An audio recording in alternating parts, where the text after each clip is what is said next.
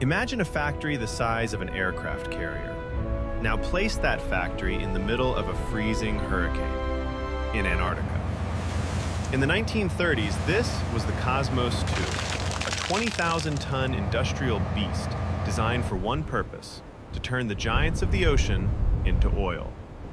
It was a floating city with its own hospital and chemistry labs. But how did it actually work? The factory ship was the Hive, surrounded by a fleet of small, fast catcher boats. But the real engineering marvel was getting the catch on board. A blue whale weighs 150 tons. You cannot lift that with a crane. The solution was the Slipway, a massive reinforced steel ramp at the back of the ship that sloped directly into the freezing ocean. Using two 40-ton steam winches, the crew could drag a Leviathan out of the water and up the ramp in 15 minutes.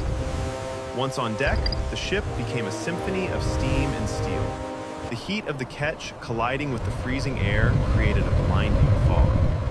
Working in this mist, men used steam winches to peel back the blubber in long strips. But the real work happened below the waterline, in the cookery. This was a hellscape of heat.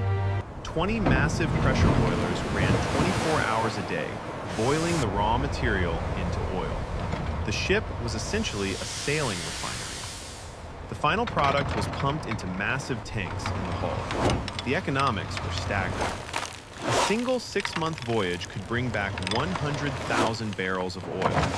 In today's money, that cargo was worth over $50 million. It was the most lucrative and dangerous job on the planet. By the 1960s, these iron giants vanished. Keep it steady. Would you have worked on a floating bomb for triple the salary? Let me know in the comments. Subscribe for more maritime history. This is Iron and Ice.